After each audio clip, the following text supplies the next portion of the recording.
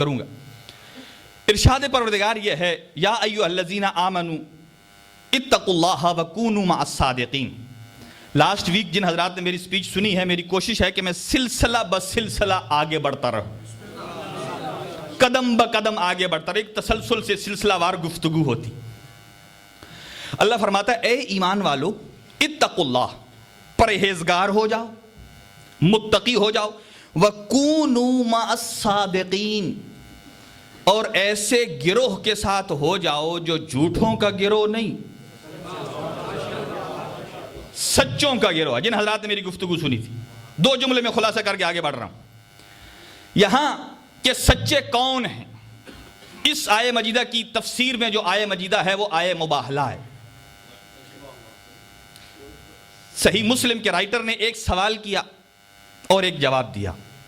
سوال یہ کہ اگر سرکار تنہا چلے جاتے مباہلے کے لیے تو مباہلہ ہار جاتے؟ نہیں. کیوں؟ اس لیے کہ جس کے ہاتھ پہ پتھر آئے سنگریزہ بن کر تسبیح پروردگار شروع کر دے، جس کے اشارے سے چاند دو ٹکڑے ہو جائے، جس کے اذن سے کھجور کا درخت جڑ سمیت اکھڑ کر بارگاہ نبوت میں سجدہ ریز ہو جائے، حکم دیتے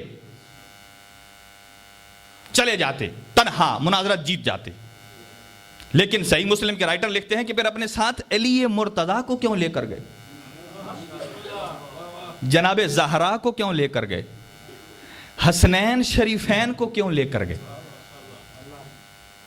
چنانچہ وہ اس کے جواب میں بیان کرتے ہیں تنہا جاتے مناظرہ مباہلہ کبھی نہ ہارتے، لیکن ایک سقم، ایک عیب باقی رہ جاتا. عیب کیا ہے کہ لوگ تا قیامت صرف اسی کو جھوٹا کہتے جو صرف پاک پیغمبر کے مقابل میں آیا ہے. خدا را بیدار ہو جائیے.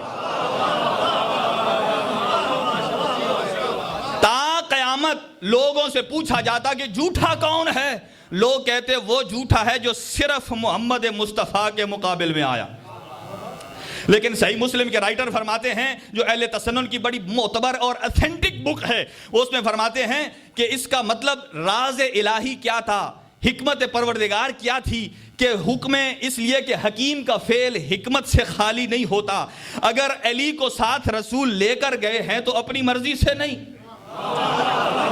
اگر حسنین کو لے کر گئے تو اپنی مرضی سے نہیں، اگر زہرا کو لے کر گئے تو اپنی مرضی سے نہیں.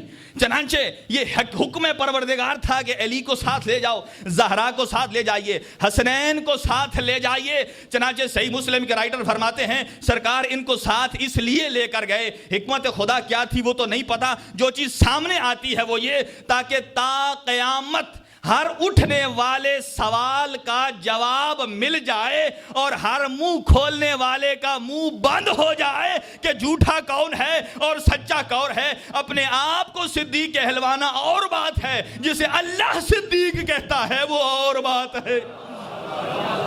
پنج نعرے پنجتنی سوا لاکھ نعرے. چنانچہ وہ یہ فرماتے ہیں کہ ساتھ اس لیے لے کر گئے تاکہ تا قیامت لوگوں کو یہ پتا چل جائے کہ صرف وہ جھوٹا نہیں جو صرف محمد مصطفیٰ کے مقابل میں آئے، بلکہ وہ بھی جھوٹا ہے جو امام حسن کے مقابل میں آئے، وہ بھی جھوٹا ہے جو امام حسین کے مقابل میں آئے، وہ بھی جھوٹا ہے جو جناب زہرا کے مقابل میں آئے، اور وہ بھی کاذب ابن کاذب ہے جو علی مرتضیٰ کے مقابل میں آ جائے.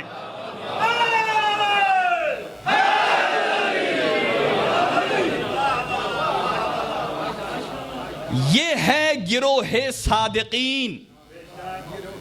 حدیث قصہ میں آپ پڑھتے ہیں کون گروہ صادقین؟ ہم فاطمہ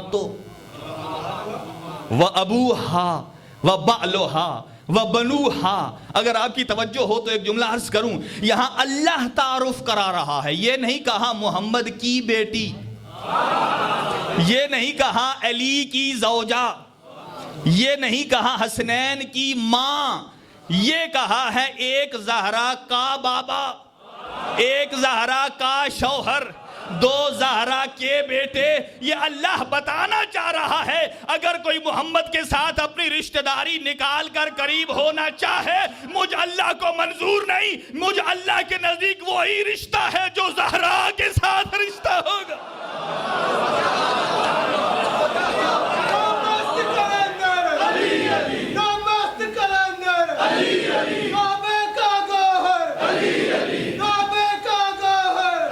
علی